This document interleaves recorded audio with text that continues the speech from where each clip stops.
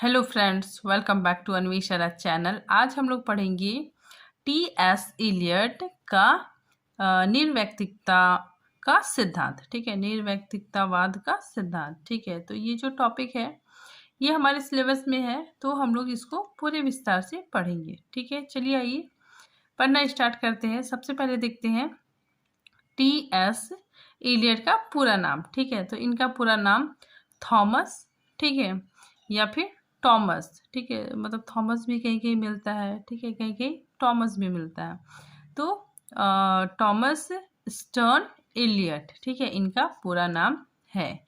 इनका जन्म 1888 ईस्वी को हुआ। ठीक है, तो इनका जन्म 1888 को सेंट लुई अमेरिका में हुआ। फिर आगे देखिए 1910 में हार्वर्ड विश्वविद्यालय में एमए किया। ठीक है, तो इन्होंने हार्वर्ड विश्वविद्यालय में एमए किया और इन्होंने संस्कृत और पाली भाषा का भी अध्ययन किया। ठीक है, तो इन्हें संस्कृत और पाली भाषा का भी बहुत अच्छा ज्ञान था। ठीक है, आगे देखिए 1915 ईस्वी में वे लंदन में आकर बस गए। ठीक है, तो 1915 ईस्वी में ये लंदन आकर बस गए। ठीक है, आगे देखिए इन्होंने द वेस्टलैंड, ठीक है, इनकी ये जो रचना है, ठीक है, 1922 ईस्वी में ये रचना लिखी गई। ठीक है, तो देखिए इन्होंने द वेस्टलैंड 1922 ईस्वी के लिए 1948 ईस्वी में साहित्य व पुरस्कार मिला। ठीक है, तो इन्हें इस रचना के लिए, ठीक है, जो 1922 ईस्वी में प्रकाशित हुई थी, ठीक है, और इस रचना के लिए 1948 ईस्वी में इन्हें साहित्य पुरस्कार मिला। ठीक है, आगे देखिए इनकी ख्याति प्राप्त पुस्तक, ठीक है, तो इनकी ख्याति प्राप्त पुस्तक द वेस्टलैंड ही है। ठीक है, तो ये इनकी जो रचना है काफी इम्पोर्टेंट है और इसी रचना से इन्हें ख्याति मिली। अब देखिए इनकी आलोचनात्मक रचनाएं। ठीक है, अब इनकी प्रमुख रचनाओं को देखते हैं। देखिए सबसे पहले द सीक्रेट वुड, ठीक है, 1920 ईस्वी में। ठीक है, नेक्स्ट द वेस्टलैंड 1922 ईस्वी में इस रचना का प्रकाशन हुआ। ठीक है, नेक्स्ट देखिए होमेज टू जॉन ड्राइडन, ठीक है, 1924 ईस्वी में। फिर नेक्स्ट सेलेक्टेड एसेस, ठीक है, 1932 ईस्वी में। ठीक है, नेक्स्ट देखिए the use of poetry and modern and the use of criticism. ठीक है, तो ये रचना 1933 ईस्वी में प्रकाशित हुई। फिर नेक्स्ट देखिए एसेंट एजेंट एंड मॉडर्न, ठीक है, 1936 ईस्वी में। ठीक है, नेक्स्ट देखिए पोएट्री एवं ड्रामा, ठीक है, ये रचना 1997 ईस्वी में प्रकाशित हुई। हुई। तो ये इनकी प्रमुख रचनाएं हैं। अब देखिए टी.एस. इलियट के प्रमुख सिद्धांत। ठीक है, तो इन्होंने 3 सिद्धांत दिए। ठीक है, तो देखिए कौन कौन है। निर्वैयक्तिकता का सिद्धांत, परंपरा की परिकल्पना का सिद्धांत, ठीक है, और वस्तुनिष्ठ समीकरण का सिद्धांत। ठीक है, तो इन्होंने 3 सिद्धांत दिए। ठीक है, जिसमें से हमें ये 2 सिद्धांत हमारे सिलेबस में है। ठीक है, और हम लोगों को पढ़ना है। ठीक है, निर्वैयक्तिकता का सिद्धांत और परंपरा की परिकल्पना का सिद्धांत। ठीक है, तो ये दोनों सिद्धांत हमारे सिलेबस में है और हम लोगों को पढ़ना है। ठीक है, तो देखिए अभी हम लोग पढ़ते हैं निर्वैयक्तिकता का सिद्धांत। ठीक है, तो देखिए इलियट क्या कहते हैं। इलियट ने निर्वैयक्तिकता के सिद्धांत का प्रतिपादन रोमांटिक कवियों की व्यक्तिवादिता के विरोध में किया। ठीक है, तो इन्होंने जो रोमांटिक कवि थे, ठीक है, उनके विरोध में निर्वैयक्तिकता के सिद्धांत का प्रतिपादन किया। ठीक है, देखिए इनका कहना था कि जो रोमांटिक कवि थे उन कवियों ने व्यक्ति को केंद्र में रख दिया था। ठीक है, लेकिन एलियट मानते हैं कि कवि की व्यक्तिगत बातें रचना में नहीं आनी चाहिए। ठीक है, तो इनका कहना था कि कवि के व्यक्तिगत बातें रचना में नहीं आनी चाहिए। ठीक है, तो इस तरह उन्होंने व्यक्तिवादिता का विरोध किया। ठीक है, तो आगे देखिए इलियट ने कविता में बढ़ती व्यक्तिवादी प्रवृत्ति का विरोध किया। आगे देखिए, इलियट एजरा पाउंड के विचारों से प्रभावित थे। ठीक है, उनका मानना था कि कवि वैज्ञानिक, ठीक है, कवि वैज्ञानिक के समान ही निर्वैयक्तिकता और वस्तुनिष्ठ होता है और कला निर्वैयक्तिकता होता है। ठीक है, तो इलियट का कहना था कि कवि कैसा होता है, वैज्ञानिक के समान ही होता है। ठीक है, तो देखिए इनका कहना था कि कोई भी, ठीक है, कोई भी वैज्ञानिक होता है, ठीक है, वह किसी भी चीज का आविष्कार करता है। ठीक है, जैसे हम लोग एग्जाम्पल देख सकते हैं कि थॉमस अल्वा एडिसन ने बल्ब का आविष्कार किया। ठीक है, तो उन्होंने जो बल्ब का आविष्कार किया वो सिर्फ अपने तक ही सीमित नहीं रखा। ठीक है ना, सिर्फ अपने यूज के लिए उसका आविष्कार नहीं किया। ठीक है, बल्कि वह सभी के लिए, ठीक है, पूरे समाज के लिए उपयोगी होता है। ठीक है, तो देखिए कोई भी वैज्ञानिक होता है वह किसी भी चीज का आविष्कार करता है। ठीक है, तो वह सभी के लिए उपयोगी होगा। ठीक है, वह उसे सिर्फ अपने लिए यूज नहीं करता है। ठीक है, बल्कि वह सभी के लिए उपयोगी होता है। ठीक है, सभी के लिए सामाजिक हो जाता है। उसी तरह, ठीक है, उसी तरह कला जो होती है, ठीक है, वो निर्वैयक्तिक और वस्तुनिष्ठ होती है। ठीक है, और उसमें व्यक्तिवादिता नहीं आनी चाहिए। ठीक है, तो ये कहना इलियट का था। ठीक है, आगे देखिए, कला को निर्वैयक्तिकता घोषित कर कवि को काव्य की स्वतंत्र अवधारणा के लिए माध्यम मात्र स्वीकार किया। ठीक है, तो इलियट ने कवि को, ठीक है, माध्यम मात्र स्वीकार किया। ठीक है, आगे देखिए, अब हम लोग देखते हैं निर्वैयक्तिकता का अर्थ। ठीक है, निर्वैयक्तिकता का अर्थ क्या होता है। ठीक है, तो देखिए, कवि के व्यक्तिगत भावों की विशिष्टता का सामान्यीकरण। ठीक है, तो सामान्यीकरण का मतलब क्या हो गया, इस लाइन का मतलब क्या हुआ, देखिए, कवि के मन में जो विचार है, ठीक है, कवि के मन में जो विचार है वह विचार दूसरे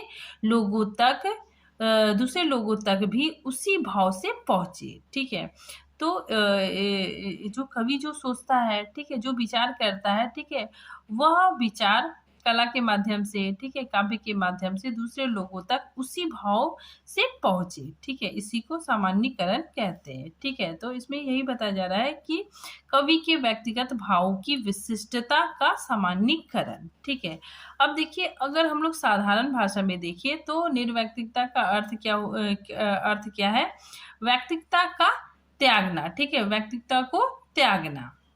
ठीक है, फिर आगे देखिए, व्यक्तित्व की अभिव्यक्ति नहीं बल्कि उससे पलायन है। ठीक है, तो इलियट कहते हैं कि जो कला है, ठीक है, वो व्यक्तित्व की अभिव्यक्ति नहीं बल्कि उससे पलायन है। ठीक है, उससे दूरी है। आगे देखिए, व्यक्तिगत भावों की अभिव्यक्ति कला नहीं है। ठीक है, तो इलियट का कहना है कि व्यक्तिगत भावों की अभिव्यक्ति कला नहीं है, वरन उससे पलायन है। ठीक है, उससे दूर है। कलाकार की प्रगति निरंतर आत्मत्याग और व्यक्तित्व का निरंतर बहिष्कार है। ठीक है, तो ऐसा मानना इलियट का है। ठीक है, आगे देखिए, कवि के व्यक्तिगत भाव सार्वभौम भाव में रूपांतरित होकर अभिव्यक्त होते हैं। ठीक है, तो कवि का जो व्यक्तिगत भाव है, ठीक है, वो क्या हो, सार्वभौम, ठीक है, सार्वभौम सभी के लिए, ठीक है, सार्वभौम भाव में रूपांतरित होकर अभिव्यक्त होना चाहिए। ठीक है, आगे देखिए, इलियट ने एक वैज्ञानिक रूपक का उदाहरण दिया है। ठीक है, तो देखिए, इन्होंने एक विज्ञान से संबंधित उदाहरण दिया है। ठीक है, देखिए, वह कवि के मन को, ठीक है, इलियट कवि के मन को प्लेटिनम, ठीक है, प्लेटिनम क्या होता है, एक प्रकार का धातु, ठीक है, तो प्लेटिनम के टुकड़े के समान बताया है। ठीक है, तो इलियट जो कवि का जो मन है, ठीक है, उसे प्लेटिनम के टुकड़े के समान बताते हैं। ठीक है, कैसे बताते हैं, देखिए, वे कहते हैं, यदि ऑक्सीजन और सल्फर डाइऑक्साइड से भरे कमरे में आप प्लेटिनम का एक टुकड़ा डाल दें, ठीक है, तो दोनों सल्फर एसिड में बदल जाएगा। ठीक है, तो यहाँ पे बताया जा रहा है कि मतलब एक कमरा है, ठीक है, उसमें आप ऑक्सीजन और सल्फर डाइऑक्साइड वहाँ पे रख दीजिए, ठीक है। उसके बाद फिर प्लेटिनम का एक टुकड़ा रख दीजिए, ठीक है। उसके बाद फिर क्या हो जाएगा, दोनों सल्फर एसिड में बदल जाएगा, ठीक है। पर लेकिन प्लेटिनम में कोई परिवर्तन देखने को नहीं मिलेगा, ठीक है। प्लेटिनम में कोई भी परिवर्तन नहीं होगा, ठीक है। ऑक्सीजन और सल्फर डाइऑक्साइड प्लेटिनम के संपर्क में आकर सल्फ्यूरिक एसिड बन जाता है, ठीक है। तो ये क्या हो जाता है, सल्फ्यूरिक एसिड बन जाता है। लेकिन प्लेटिनम का तार पूर्णतः अप्रभावित रहता है, ठीक है। लेकिन प्लेटिनम का जो तार होता है, ठीक है, उसमें कोई भी चेंज नहीं होता है, कोई भी परिवर्तन नहीं होता है, ठीक है। इस तरह कवि के मन के संपर्क में अनेक प्रकार के संवेदना, अनुभूति और भाव आते हैं, ठीक है, और नए नए रूप ग्रहण करते रहते हैं। परंतु कवि का मन, ठीक है, कवि का मन अप्रभावित रहता है, ठीक है। मतलब कवि का मन में कोई भी परिवर्तन नहीं होता है। कवि कलाकार का मन प्लेटिनम के टुकड़े की भांति होता है, ठीक है। तो ये ऐसा कहना इलियट का है, ठीक है, कि कवि का मन प्लेटिनियम के टुकड़े के समान होता है, ठीक है, उसमें कोई भी बदलाव नहीं होता है। आगे देखिए, इलियट का प्रारंभिक विचार था कि कविता उत्पन्न नहीं की जाती, अपितु उत्पन्न हो जाती है, ठीक है। तो इलियट का प्रारंभिक में, ठीक है, स्टार्टिंग में यह विचार था कि कविता उत्पन्न नहीं की जाती, अपितु उत्पन्न हो जाती है। किंतु बाद में उन्होंने अपने इस विचार को बदलते हुए कहा, मैं उस समय अपनी बात ठीक ढंग से व्यक्त ना कर सका था, ठीक है। तो ये कहना इलियट का है, ठीक है। आगे देखिए, इलियट के अनुसार निर्वैयक्तिकता के दो रूप होते हैं, ठीक है। इन्होंने दो रूप बताए, ठीक है। पहला प्राकृतिक और दूसरा विशिष्ट निर्वैयक्तिकता, ठीक है। फिर आगे देखिए, जो प्राकृतिक निर्वैयक्तिकता है, ठीक है, उसमें इलियट कहते हैं कि प्राकृतिक निर्वैयक्तिकता कुशल शिल्पी मात्र के लिए होता है, ठीक है। तो ये सिर्फ कुशल शिल्पी मात्र के लिए होता है, ठीक है। जबकि विशिष्ट निर्वैयक्तिकता जो पौड़ कलाकार है, ठीक है, पौड़ कलाकार के द्वारा अधिकाधिक उपलब्ध की जाती है, ठीक है। पौड़ कलाकार द्वारा अधिकाधिक उपलब्ध की जाती है, जो अपनी उत्कृष्ट और व्यक्तिगत अनुभवों के माध्यम से सामान्य सत्य को व्यक्त करने में समर्थ होता है, ठीक है। आगे देखिए, इलियट कविता के तीन स्वर, ठीक है, तीन स्वर, द वॉइस ऑफ पोएट्री, ठीक है, ये इनका निबंध है, ठीक है। अपने निबंध में कविता को तीन स्वरों में व्याख्यायित करते हैं, ठीक है। तो इन्होंने कविता के तीन स्वर बताए हैं, ठीक है। कौन कौन है देखिए, प्रथम स्वर, द्वितीय स्वर और तीसरा स्वर, ठीक है। तो प्रथम स्वर में देखिए, प्रथम स्वर में कौन कवि आ जाएंगे, देखिए इसमें कवि अन्य से नहीं स्वयं से बातें करता है, ठीक है। तो इसमें प्रथम स्वर में जो कवि होता है वो किसी और से नहीं स्वयं से बात करता है, ठीक है। अब देखिए द्वितीय स्वर, इसमें कवि श्रोताओं से बात करता है, ठीक है। इसमें कवि क्या करता है, श्रोताओं से बात करता है, ठीक है। फिर देखिए तीसरे स्वर में क्या होता है, इसमें कवि स्वयं वक्ता ना होकर, ठीक है, ये मतलब स्वयं बात नहीं करता है, बल्कि पात्रों या चरित्रों के माध्यम से बात करता है, ठीक है। आगे देखिए, प्रथम स्वर के अंतर्गत ही इस स्वर में कवि का लक्ष्य अपने भार से छुटकारा पाना होता है, ठीक है, क्योंकि बिना कहे वह रह नहीं सकता, ठीक है। यहाँ पे बताया जाता है, यहाँ बताया जा रहा है कि कवि का लक्ष्य, ठीक है, कवि का लक्ष्य अपने मन के भावों से छुटकारा पाना है, ठीक है, अपने मन के भाव को व्यक्त करना होता है, ठीक है। तो इसमें देखिए कोई कोई ऐसे कवि होते हैं, ठीक है, या कोई ऐसे लेखक होते हैं जो मतलब अपने मन के भावों से छुटकारा पाने के लिए, ठीक है, अपने मन में जो भाव चल रहा है, ठीक है, उसको जब वो लिखेंगे तभी उनके मन को शांति मिलेगी और वे अपने भाव को लिखते हैं, ठीक है। तो इसीलिए यहाँ पे बताया जा रहा है कवि का लक्ष्य अपने मन के भावों से छुटकारा पाना होता है, ठीक है, जो उनके मन में चल रहा है उससे छुटकारा पाना होता है, अपने मन के भाव को व्यक्त करना होता है। ठीक है, अब देखिए द्वितीय स्तर में क्या होता है। इस स्वर में कविता किसी सामाजिक उद्देश्य के लिए सृजित होता है। ठीक है, मतलब सजग सामाजिक उद्देश्य के लिए लिखी जाती है। ठीक है, मतलब सामाजिक उद्देश्य के लिए लिखा जाता है। ठीक है, फिर आगे देखिए तीसरे स्वर में, इस स्वर के अंतर्गत नाटक, ठीक है, इस स्वर के अंतर्गत नाटक आते हैं। आगे देखिए, स्पष्ट है कि दूसरे और तीसरे स्वर में कवि पूर्णतः सजग होकर कृति का निर्माण करता है। ठीक है, वह व्यक्तित्व से पलायन नहीं करता वरन व्यक्तित्व का निर्माण करता है। ठीक है, तो इसमें यही बताया जा रहा है कि जो दूसरे और तीसरे स्वर के कवि है, ठीक है, वो पूर्णतः सजग होकर कृति का निर्माण करते हैं। ठीक है, और इसमें वे व्यक्तित्व से पलायन नहीं करते, ठीक है, बल्कि उनके व्यक्तित्व का निर्माण होता है। ठीक है, फिर आगे देखिए, इलियट कहते हैं कि किसी भी कविता में केवल एक स्वर का मिलना कठिन है। ठीक है, इनका कहना है कि किसी भी कविता में केवल एक स्वर का मिलना कठिन है। ठीक है, श्रेष्ठ काव्य में तीनों विशेषताएं समाहित होती है। ठीक है, तो श्रेष्ठ काव्य के लिए तीनों विशेषताएं होनी चाहिए। ठीक है, ऐसा कहना इलियट जी का है। ठीक है, आगे देखिए, निर्वैयक्तिकता सिद्धांत की आलोचना। ठीक है, अब इनका जो निर्वैयक्तिकता का जो सिद्धांत है उसकी आलोचना भी हुई है। ठीक है, तो देखिए इलियट ने प्लेटिनम के टुकड़े वाला जो विज्ञान रूपक बताया, ठीक है, उसमें काव्य निर्माण में कवि का मन निष्क्रिय रहकर काव्य निर्माण में वह आवश्यक घटकों के संगठित तथा रूपांतरित होने का केवल माध्यम बना रहता है। ठीक है, इसलिए इलियट का निषेधात्मक और अभावनात्मक दृष्टिकोण बताकर इसकी घोर आलोचना की गई है। ठीक है, तो इसमें जो इलियट है, ठीक है, वे कवि, ठीक है, कवि का मन निष्क्रिय बताते हैं। ठीक है, कवि का मन निष्क्रिय रह जाता है। ठीक है, तो इसी वजह से इलियट का जो सिद्धांत है, ठीक है, वो निषेधात्मक और अभावनात्मक दृष्टिकोण आलोचक बताते हैं। ठीक है, इनकी घोर आलोचना करते हैं। ठीक है, क्योंकि कवि का मन, ठीक है, उस पर कोई प्रभाव ही ना पड़े, ऐसा कैसे हो सकता है। ठीक है, लोगों का आलोचकों का यही कहना है कि कवि का जो मन है, ठीक है, उस पर कोई प्रभाव ना पड़े।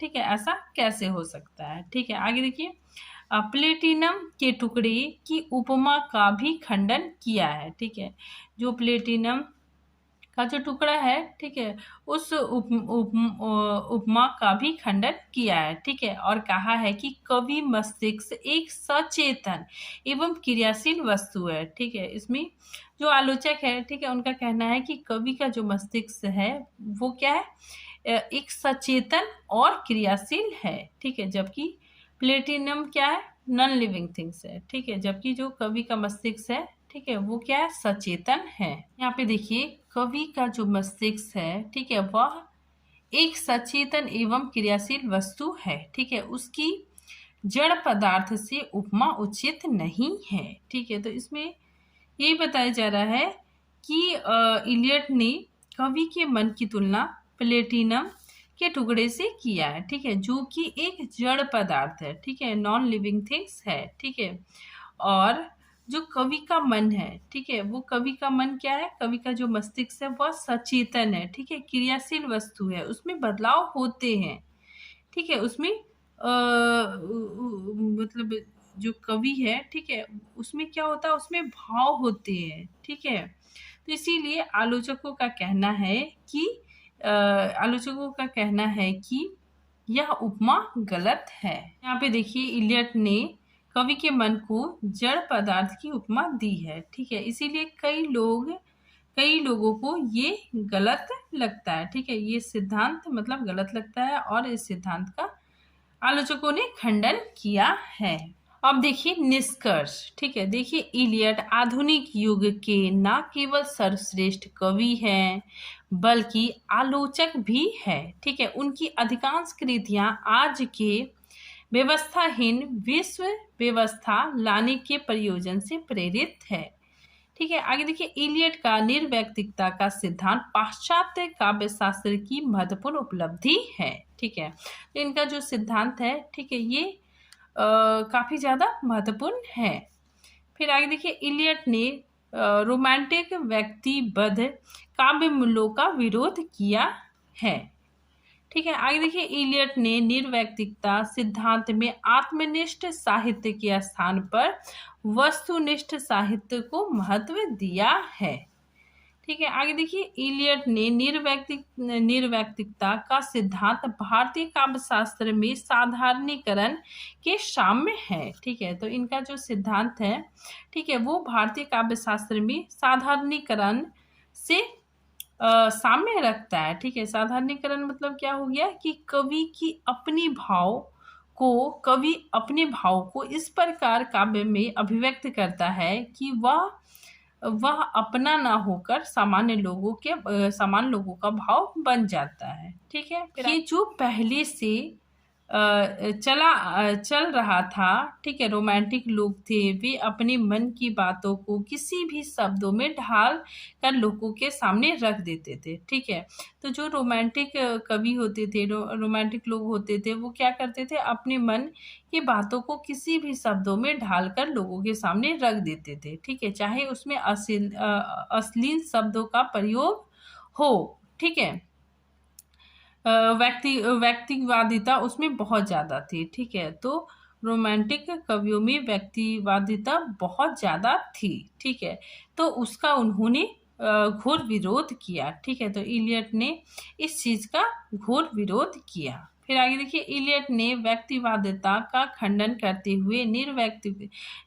निर्वैयक्तिकता का सिद्धांत हमें दिया। ठीक है, तो आज ये टॉपिक यहीं पे खत्म होता है। ठीक है, आई होप आप लोग को समझ में आ गया होगा।